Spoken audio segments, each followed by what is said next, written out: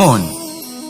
জীবনে যখনই কোনো বস্তু বা সুখ স্বাচ্ছন্দ্য অধিক মাত্রায় আপনার কাছে চলে আসে, তখন নিজেকে শ্রেষ্ঠ মনে করার একটা প্রবণতা দেখা যায়, যা হয় আত্মবিশ্বাসে পরিণত হয়, নয়তো অহংকারে। এবার আত্মবিশ্বাস আর অহংকারের মধ্যে অনেক বড় পার্থক্য রয়েছে। আমি এটা করতে পারি, আমি ওটাও করতে পারি, এ হলো আত্মবিশ্বাস। শুধুমাত্র আমি এটা করতে পারি, শুধুমাত্র আমি ওটাও করতে পারি, আমি হলাম সর্বশ্রেষ্ঠ, এটা হলো অহংকার। এবার এই অহংকার এর ধ্বনি অনেক দূর প্রবাহিত হয়, আর এর প্রহার সর্বপ্রথম আপনাকে বিপর্যস্ত করে। এবার এই অহংকার এর বিপরীত শব্দ হলো বিনয়, অর্থাৎ নিজের ঊর্ধ্বে উঠে অন্যের বিষয়ে ভাবনা চিন্তা করা, সংসারের বিষয়ে ভাবা। এই বিনয়ী হবার চেষ্টা করুন, একের থেকে অনেক হওয়ার চেষ্টা করুন এবং একসাথে থাকার চেষ্টা করুন।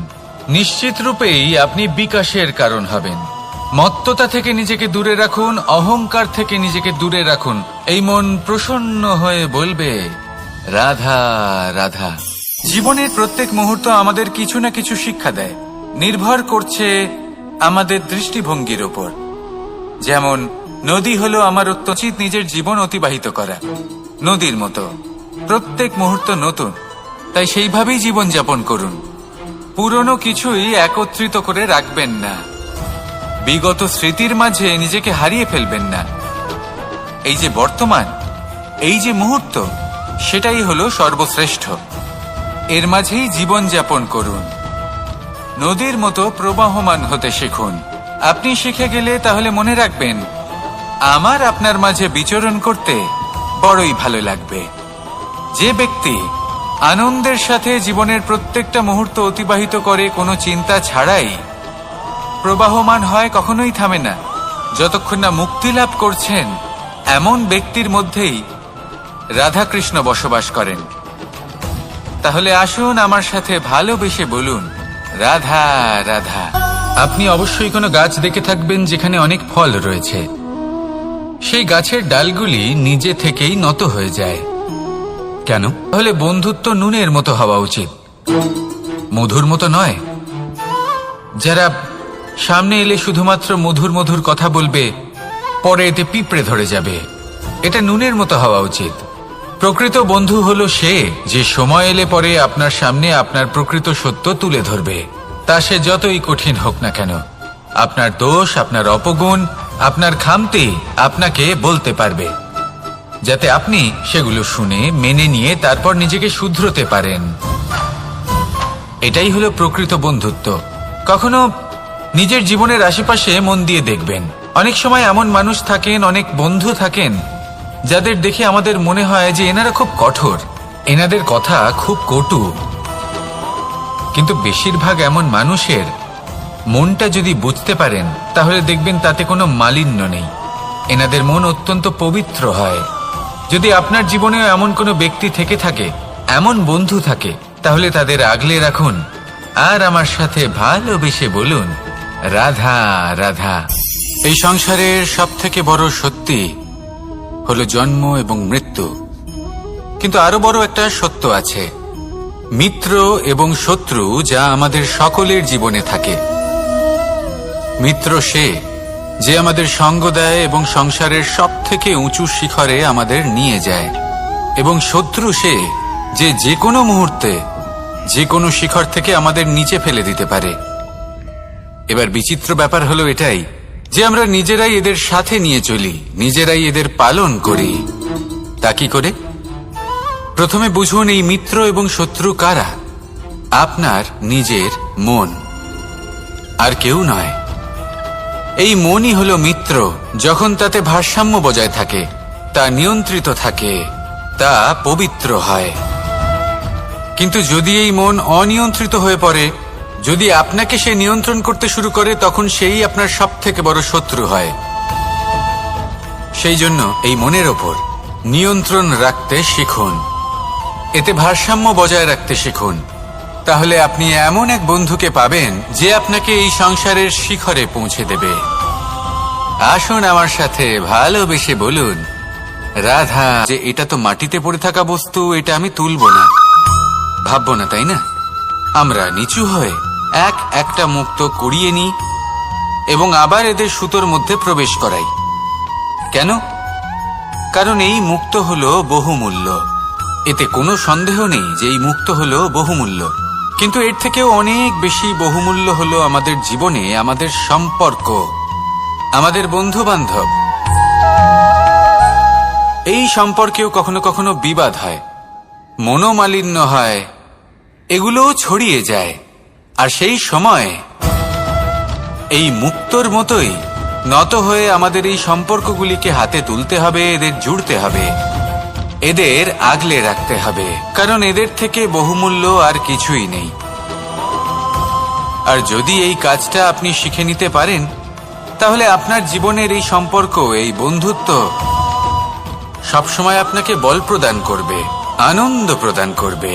আর এই মন সুপ্রসন্ন হয়ে বলবে, রাধা রাধা। হয়তো আপনার মনে কখনো এই প্রশ্ন আসতে পারে যে ইমারত কেন নির্মাণ করা হয়, কেন উৎসব পালন করা হয়, কেন মানুষ নিজেদের জন্মদিন পালন করেন, কেন দোল প্রহ্লাদকে অগ্নি স্পর্শও করতে পারেনি। যদি বিজয়া দশমী পালন না করা হয়, তাহলে কি এই সংসার ভুলে যাবে যে এই দিনে শ্রীরাম রাবণকে বধ করেছিলেন?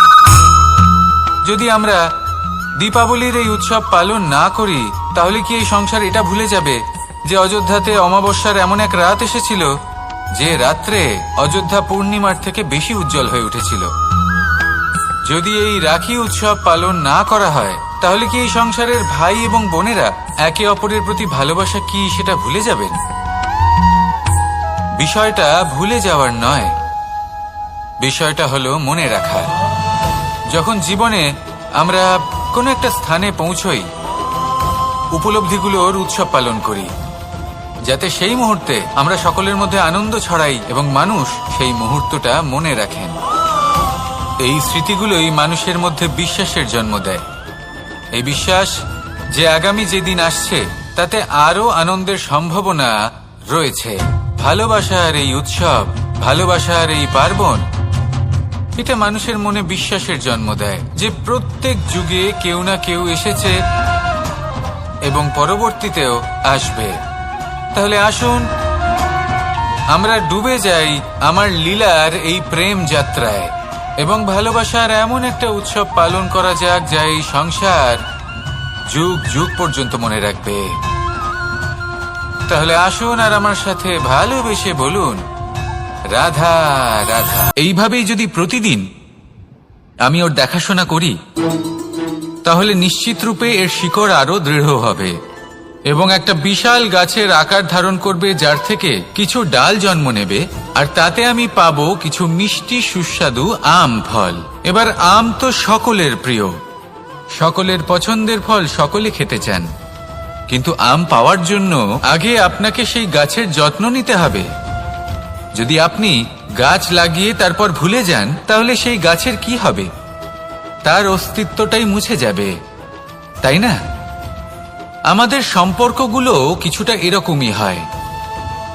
যদি সম্পর্ক জুড়ে আপনি ভুলে যান, তাহলে তার অস্তিত্বই মুছে যাবে। তাই শুধুই সম্পর্ক গড়বেন না, তাকে পালনও করুন। নিশ্চিত রূপে আপনার এই সম্পর্করূপী বৃক্ষের ডালে আনন্দের মিষ্টি সুস্বাদু আম ফল নিশ্চয়ই পাওয়া যাবে। তাহলে প্রত্যেক দিন প্রত্যেক সম্পর্ক পালন করুন, তার থেকে আনন্দ লাভ করুন। এই মন ভালোবেসে বলবে, রাধা রাধা। কোনো এক বস্ত্রে যদি ছোট্ট একটা ছিদ্র উৎপন্ন হয়, আর যদি আমরা তার দিকে নজর না দিই, তাহলে সময়ের সাথে সমগ্র বস্ত্র ছিঁড়ে যায় আর কোনো কাজে আসে না। যদি কোনো একটা নৌকাতে ছোট্ট একটা ছিদ্র উৎপন্ন হয়, তাহলে সময়ের সাথে পুরো নৌকাই জলে ডুবে যায়। লক্ষ্যের দিকে অগ্রসর হওয়ার সময় একটা ছোট্ট ভুল আপনি যদি করে ফেলেন, তাহলে আপনাকে তা লক্ষ্যের থেকে দূরে করে দিতে পারে। এমনটা এই সম্পর্কের সাথেও হয়ে থাকে।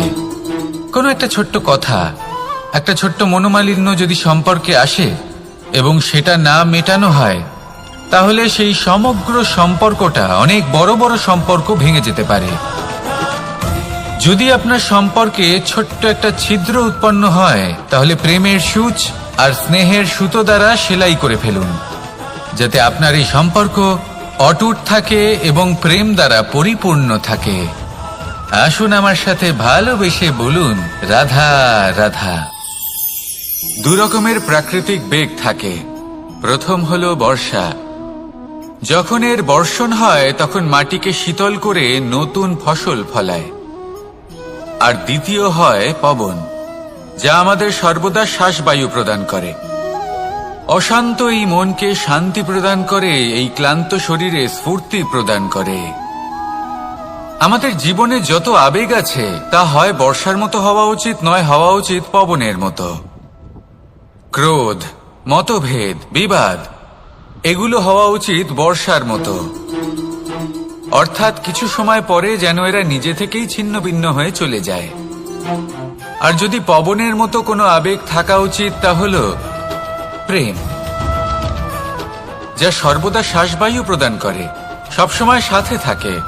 একে আমরা অনুভব করতে পারি না, কিন্তু এ আমাদের অনুভব করার জন্য প্রাণবায়ু প্রদান করে। আর যখন চক্রবাতের মতো সে ভয়ঙ্কর হয়ে ওঠে তখন সমগ্র সংসার বদলে দেয়। এর সারমর্ম একটাই, শক্তি। মতভেদ, ক্রোধ, বিবাদের মধ্যে নেই। শক্তি যদি থাকে তা আছে প্রেমের মধ্যে। তাই এই প্রেমকে মনের মধ্যে রাখুন আর আমার সাথে বলুন, রাধা রাধা। জীবনে দুই ধরনের আবেগ রয়েছে, খুঁজে পেতে পারেন যদি আপনি খুঁজে পেতে চান। আপনি কোনো পুষ্পের সৌন্দর্য দেখে প্রসন্ন হতে পারেন। বায়ুর কারণে যখন একটি বৃক্ষ শিহরিত হয় সেটা দেখে আপনি প্রসন্ন হতে পারেন। একটা ছোট্ট শিশুর কলরব শুনেও আপনি প্রসন্ন হতে পারেন। একটা ক্রন্দনরত বালককে হাসিয়ে আপনি প্রসন্ন হতে পারেন। সবকিছু আপনার উপর নির্ভরশীল। সেখানে আরেকটি আবেগ হলো দুশ্চিন্তা। মানুষ বড়ই দুশ্চিন্তা করতে থাকে। আজ আমি এই কাজ করেছি, সেই বিষয়ে চিন্তা। আজ আমি এই কাজ করতে পারিনি, সেই বিষয়ে চিন্তা। কাল আমাকে এই কাজ করতে হবে, সেই নিয়ে চিন্তা। আমি কি সেই কাজটা করতে পারবো, সেই বিষয়েও দুশ্চিন্তা। চিন্তা সর্বত্র রয়েছে, যার জন্য মূল্য দিতে হয় না। যত চান আপনি একত্রিত করতে পারেন। একটা গুরুত্বপূর্ণ কথা মনে রাখবেন, প্রসন্নতা জীবনের একটা নতুন সূত্রপাত। সেখানে দুশ্চিন্তা হলো জীবনের চিতার সমান। এবার এই দুটি আবেগ হলো মূল্যহীন।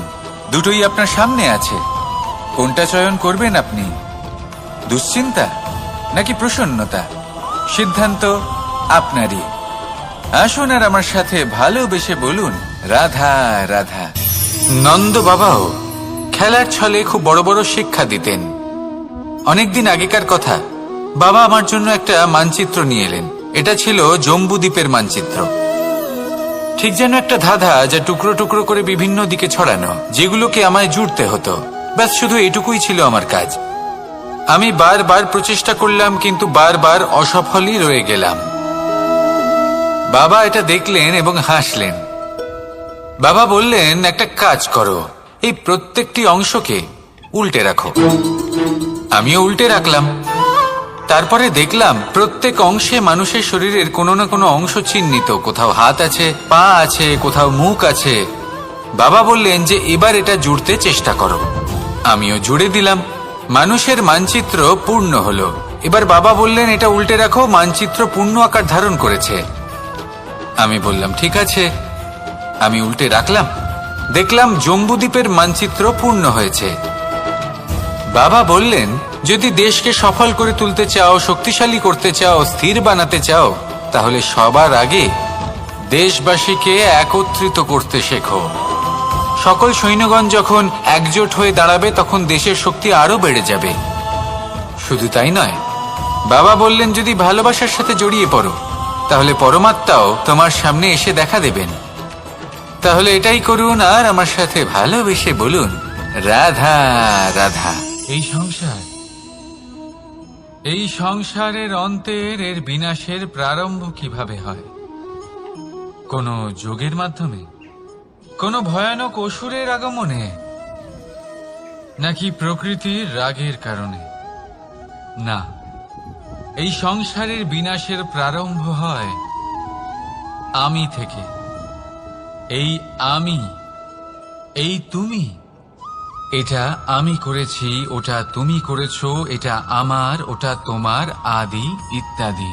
এই ভাব যখন মনে বাসা বেঁধে নেয়, সর্বপ্রথম ঘর ভাগ হয়, তারপর বসতি, তারপর প্রাণ, আর তারপর দেশ, আর সবার শেষে সমস্ত সংসার ভাগ হয়ে যায়।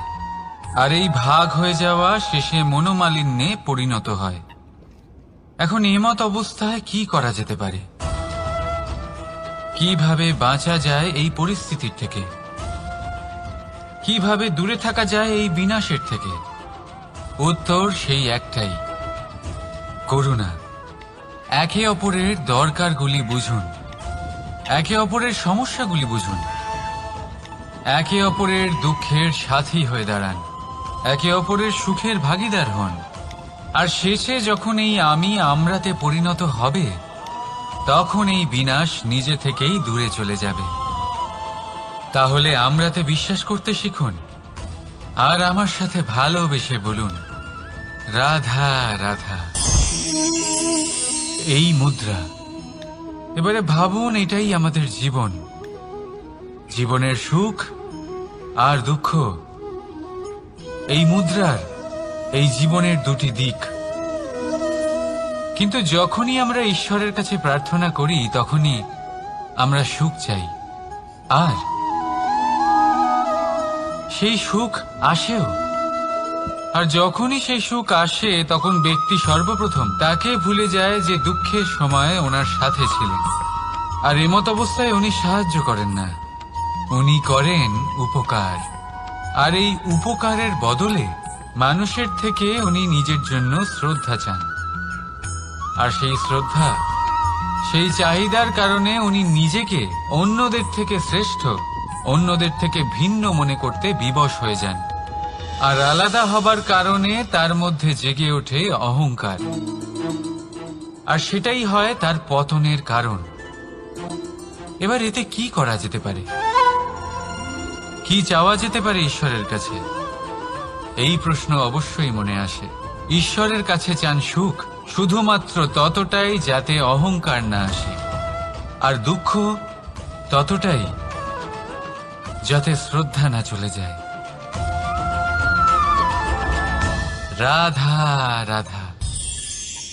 এই সংসারে এমন কিছুই নেই যে সব সময় একই থাকবে। যা কিছু নির্মাণ হয়েছে তা একদিন অবশ্যই ভেঙে পড়বে, কিন্তু এই ভেঙে যাওয়ার বিশ্লেষণ আপনি কিভাবে করবেন তা আপনার উপরে নির্ভর করছে। ওই আকাশের দিকে তাকান, ওই মেঘ, ওটাও ভেঙে পড়ে, কিন্তু নিজে ভেঙে পড়ার সাথে বর্ষাকে তৈরি করে যায়। মাটির ডেলা অবশ্যই ভেঙে পড়ে, কিন্তু ব্যবহারযোগ্য মাটির রূপ নিয়ে। এই ধরিত্রীর বুকে কোনো এক বীজ যখন ভেঙে পড়ে, তখন ধরিত্রীর উপর এক বিশাল আকারের বৃক্ষ নির্মাণ করে। যদি জীবনে কিছু ভেঙে পড়ে, তাহলে নিরাশ হয়ে পড়বেন না, নিজের সাহস হারাবেন না। ধনাত্মক দৃষ্টিভঙ্গি দিয়ে দেখতে চেষ্টা করুন।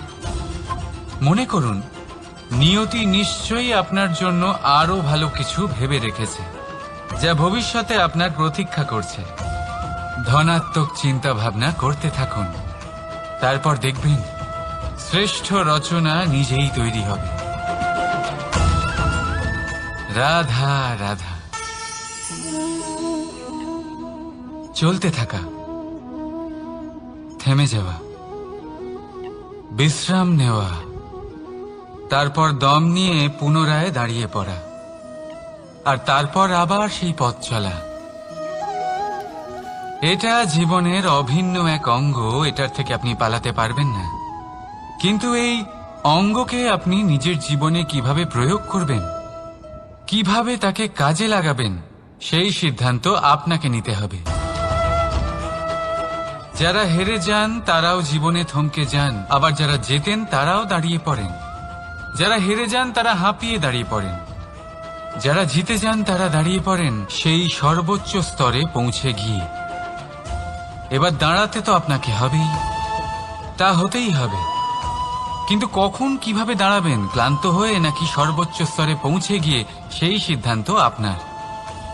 অবশ্যই দাঁড়িয়ে পড়ুন, কিন্তু ক্লান্ত হয়ে নয়, কারণ আপনাকে পুনরায় দাঁড়িয়ে পড়তে হবে, পুনরায় যাত্রাপথে এগোতে হবে এবং সর্বোচ্চ স্তরে পৌঁছতেই হবে। রাধা রাধা। স্বপ্ন, আমরা জীবনে স্বপ্ন দেখতে থাকি, সেটা পূরণ করার পূর্ণ প্রয়াস করে থাকি, কিন্তু এই স্বপ্ন পূরণ না হওয়ার পরিস্থিতিতে আমরা ভেঙে পড়ি, ছিন্ন বিচ্ছিন্ন হই। আর তারপরেই বোঝা আমরা আগামী প্রজন্মের ওপর রীতিমতো চাপিয়ে দিই। আমরা এটাই মনে করি যে আমরা যেটা হতে পারিনি সেটা আমাদের সন্তান অবশ্যই হবে। আমরা যা কখনো পাইনি আমাদের সন্তান অবশ্যই তা পাবে। এটা যে অনুচিত সেটা আমরা ভাবি না, কিন্তু এটা ভুল। আর এই ভুল আমরা সকলেই করে থাকি। সন্তান প্রকৃতি আর পরমাত্মার আশীর্বাদ।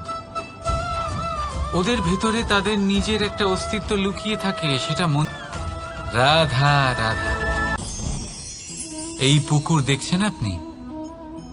পুকুরের জল কখনো প্রবাহিত হয় না, একই স্থানে জমে যায়, অত্যন্ত বিষাক্ত। পেটের মধ্যে যাওয়া এই বিষ শুধুমাত্র একটি মানুষের মৃত্যুর কারণ হয়, কেবল একটি। কিন্তু কানের মধ্যে ঢালা এই বিষ একাধিক সম্পর্কের নাশ করতে পারে। আর এটাতে সেই ব্যক্তির ভুল নেই যে আপনার কানে বিষ ভরেছে, আপনি তাকে দোষ দিতে পারেন না। এখানে দোষ আপনার নিজের, যে এই বিষকে আপনি নিজের উপরে প্রভাব ফেলতে দিয়েছেন, এই বিষকে সুযোগ দিয়েছেন আপনার ক্ষতি করতে। এটা আপনার ভুল। সেই জন্য কুমন্ত্রণায় কখনো কান দেবেন না। আপনার মনে ভালোবাসার দৃঢ়তা জাগিয়ে তুলুন আর নষ্ট করে দিন এই সংসারের সমস্ত বিষের প্রভাবকে। রাধা রাধা। জীবন, আমাদের এই জীবন, সুখ আর দুঃখ, এই দুইয়ের প্রাপ্ত হয় নিজের উপরে বিশ্বাস করতে থাকলে। আকাশের ওই সূর্যকে দেখুন, সূর্যের বিশ্বাস আছে নিজের উপর যে সে সমস্ত জগৎকে আলোকিত করতে পারবে, নিজের প্রথম রশ্মি দিয়ে অন্ধকারকে দূর করতে পারবে। সূর্য এই বিশ্বাস নিয়েই আসে, আর কিছুক্ষণের মধ্যেই সমস্ত সংসার থেকে অন্ধকারকে বিনাশ করে ফেলে সে। তাহলে মনে রাখবেন, এই সুখের আভাস, এই দুঃখের অনুভূতি আসতেও থাকবে আর যেতেও থাকবে। শুধু নিজের উপরে বিশ্বাস রাখুন, তারপর দেখবেন এই সফলতা আপনার দাস হয়ে থাকবে। রাধা রাধা। চাঁদ কত শ্রেয়, শুভ্র, কত সুন্দর, কিন্তু যদি আপনি মনোযোগ সহকারে দেখেন তাহলে দেখবেন এই চাঁদেও দাগ আছে। আর এই দাগগুলি থাকার কারণে কি এই চাঁদের মাহাত্ম্য কখনো কমে যায়? কখনো নয়। এর কারণ হলো চাঁদের নিরন্তর চেষ্টা। একবার এই আকাশে দেখুন, এই অন্ধকার সবসময় চেষ্টা করে চাঁদকে ঢেকে দেওয়া, কিন্তু এই চাঁদ সবসময় এই অন্ধকারের সাথে লড়াই করতে থাকে। অমাবস্যা থেকে শুরু করে চাঁদের এই যাত্রা পূর্ণিমা অবধি পৌঁছেই যায়। আর তাই এই চাঁদের পুজো করা হয়, এই কারণে এই চাঁদকে মাহাত্ম্য দেওয়া হয়। এইভাবেই যদি আপনার মধ্যে কোনো দোষ থাকে, কোনো খারাপ কিছু থাকে, তাহলে সেটা কোনো বড় ব্যাপার নয়। চেষ্টা করুন সেটাকে শুধরে নেওয়ার, কিন্তু সেই কারণে নিজেকে খারাপ মনে করা, এটা অনুচিত। নিজের ভুলগুলো, নিজের দোষগুলো, নিজের খারাপ দিকের কথা ভুলে আপনি এই সংসারের ভালোর দিকে প্রস্থান করেই দেখুন না। আপনি দেখবেন আপনার অন্তরের তেজ ঠিকরে বেরোচ্ছে। রাধা রাধা। বাড়ি বানানোর জন্য মাটি সংগ্রহ করতে পটু, কেউ ঢিপি বানাতে পটু, কেউ খাবার খোঁজায় পটু, আবার কেউ সেই খাবার আনায় পটু। ঠিক সেরকমই হয় মানুষেরা। মনে হতেই পারে সবাই একই রকম, কিন্তু কিন্তু প্রতিটা মানুষের ব্যক্তিত্ব, প্রতিটা মানুষের অস্তিত্ব ভিন্ন হয়। আর সত্যি কথা বলতে কি, প্রতিটা মানুষের ভিন্নতাই আমাদের প্রগতির দিকে নিয়ে যায়। ভাবুন, যদি আপনাকে কারোর সাথে হাত মিলিয়ে চলতে হয়, তাহলে আপনাকে আপনার সোজা হাত তার উল্টো হাতে ধরে এগোতে হবে। এটাই সৃষ্টিকর্তার সৃষ্টির নিয়ম। ভিন্নতা, এই ভিন্নতাকে আশীর্বাদ ভেবে চলুন, এতে কোনো খারাপ নেই। রাধা রাধা। দাদা আমাকে বহুবার জিজ্ঞেস করেন যে কানাই, তুমি রাধার সাথে এই সংসারকে প্রেম শেখাতে এসেছো, তাহলে কেন তুমি রাধাকে এত বিরক্ত করো? কেন ও তোমাকে বিরক্ত করে? কেন এই ঝগড়াঝাটি হয়? কেন এই টানাপোড়েন চলে? এবার এটার উত্তর আমি কিছুটা এইভাবে দিতে চাই। পিঁপড়ে সেই বাড়িতেই প্রবেশ করে যেখানে মধু উপস্থিত আছে।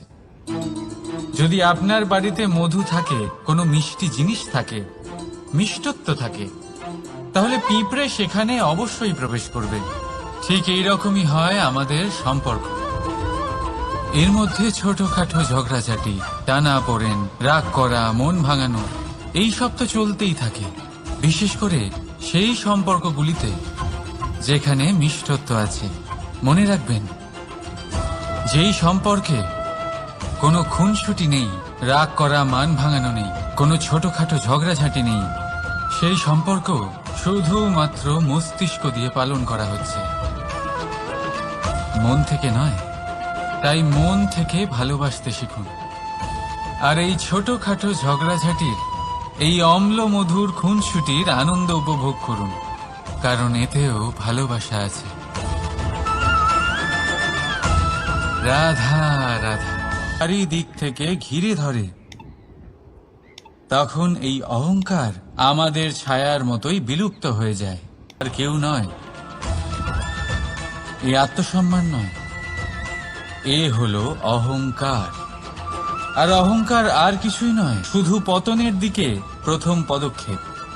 আর এই জীবনে পতনের দিকে নয়, প্রেমের দিকে এগিয়ে যান। আর আমার সাথে ভালোবেসে বলুন, রাধা রাধা। আপনি কি কখনো ফলে ফুলে পরিপূর্ণ বৃক্ষ দেখেছেন? তার ডালগুলো কিরকম স্বাধীনভাবে বেড়ে ওঠে, কিন্তু যদি এই ডালগুলো মূলের সাথে ঠিকভাবে যুক্ত না থাকে, সেই বৃক্ষের মূলগুলি গভীর না হয়, তাহলে কি হবে? তাহলে কি সে সেই সব সুবিধা পাবে?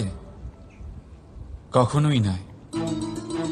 সেই বৃক্ষের ডাল পড়ে যাবে, সেই বৃক্ষ ভূমিষ্ঠ হয়ে যাবে। ঠিক সেইভাবেই চিন্তা ভাবনার স্বাধীনতার আনন্দ আপনি তখনই আস্বাদন করবেন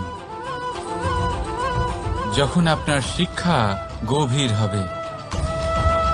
তাই স্বাধীন থাকুন দৃষ্টিভঙ্গিতে, কিন্তু যুক্ত থাকুন শিক্ষার সাথে। রাধা রাধা।